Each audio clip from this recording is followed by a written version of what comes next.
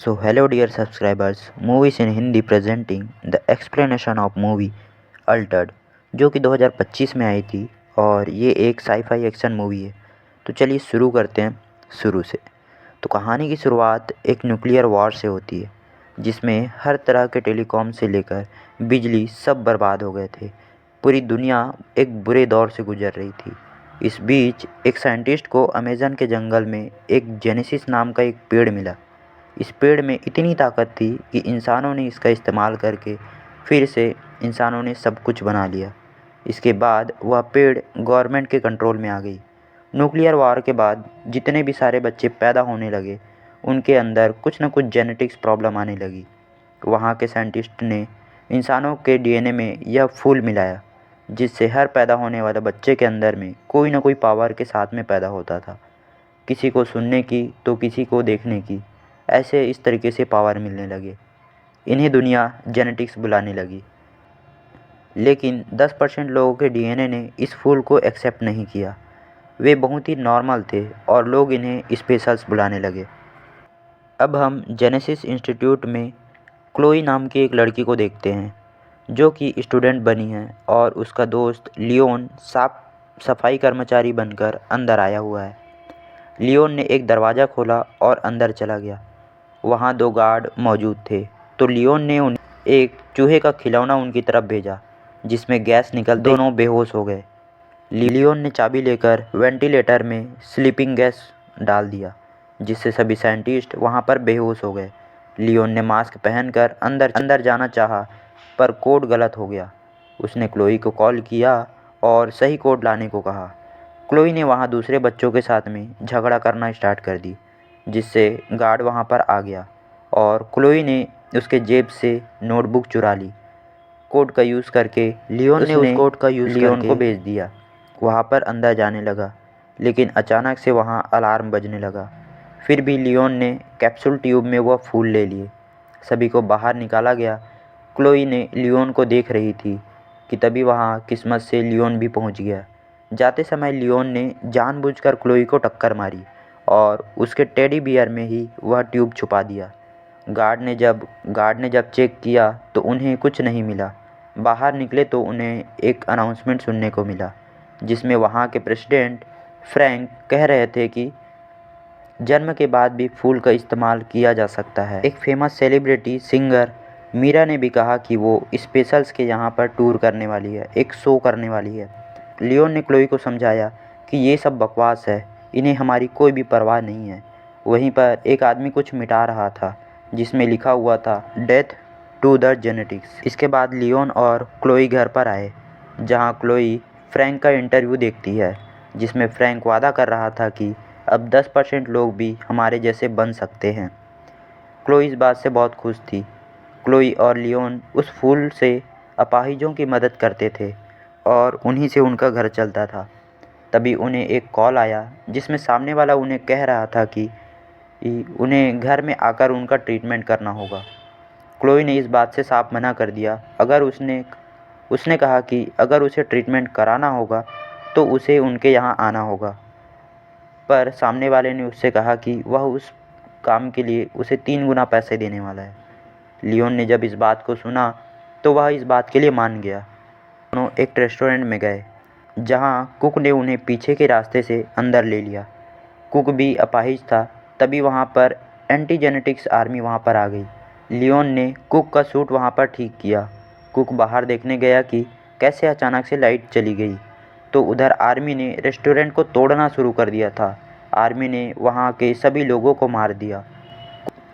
Cook Leone और Chloe के पास आया और उनके सामने ही दम तोड़ दिया।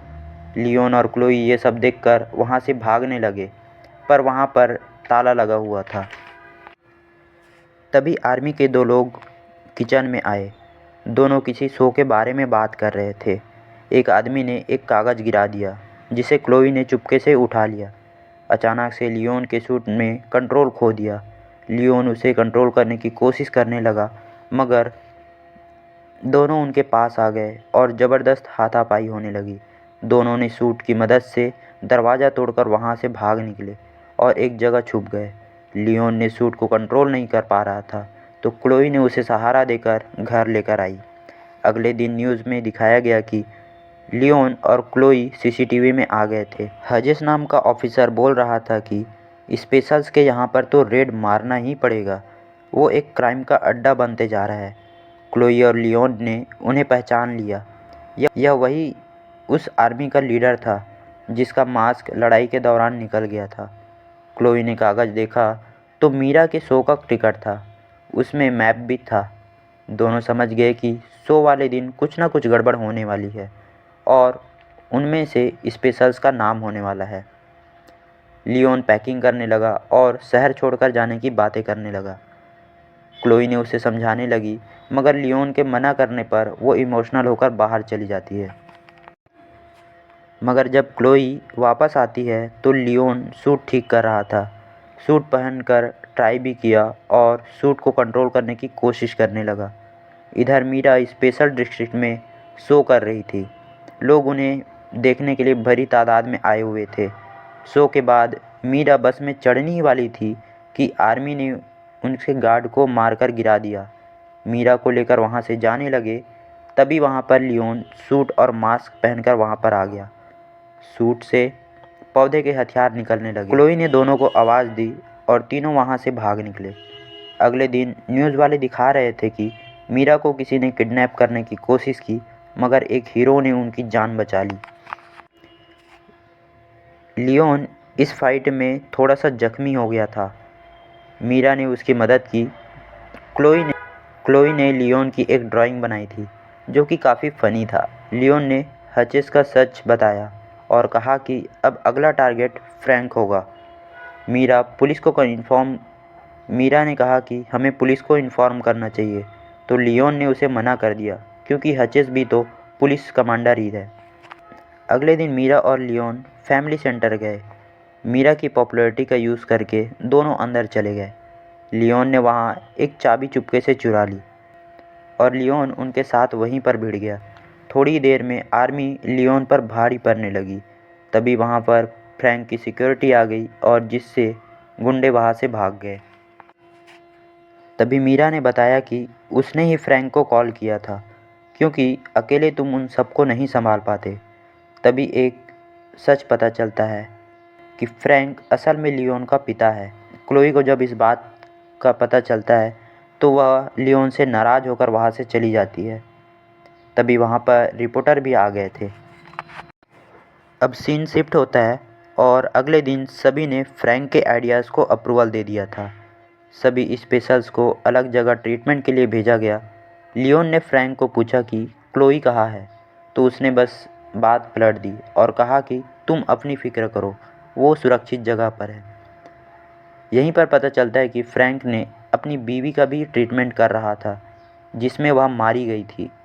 फ्रैंक ने आखिरी मैसेज उसकी माँ का दिया जिसमें लिखा था, बेटा मैं चाहती थी कि तुम्हारे साथ रहना, तुम्हारे पिता के साथ रहना, पर मुझे इस बात का डर था कि कहीं तुम बिगड़ ना जाओ।